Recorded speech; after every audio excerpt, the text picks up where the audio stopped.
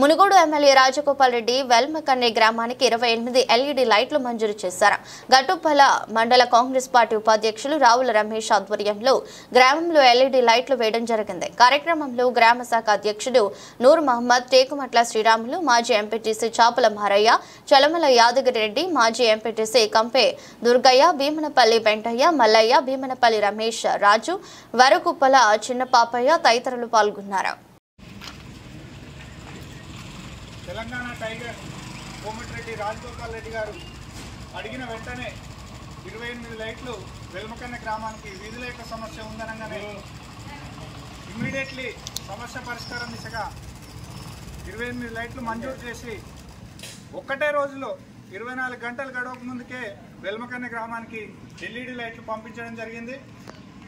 ఈ అందరూ కాంగ్రెస్ పార్టీ తరఫున, అందరి తరఫున, గ్రామ ప్రజల తరఫున మునుగోడు ఎమ్మెల్యే గారికి ధన్యవాదాలు తెలుపుకుంటున్నాము. అలాగే మా ఊరి గ్రామ అభివృద్ధి కోసం అహర్నిశలు కష్టపడుతున్న ఎమ్మెల్యే గారికి ఇంకేమైనా సమస్యలున్నా కూడా త్వరగతిన పరిష్కారం చూపిస్తానని హామీ ఇవ్వడం జరిగింది. ఎస్సీ కమిటీ హాల్ కూడా మంజూరుకి ఆదేశాలు త్వరలో వస్తాయని చెప్పి నిన్న హామీ ఇవ్వడం జరిగింది.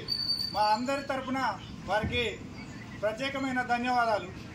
జై కోమటిరెడ్డి రాజగోపాల్ రెడ్డి నాయకత్వం వర్ధిల్లాలి. కోమటిరెడ్డి రాజగోపాల్ రెడ్డి నాయకత్వం.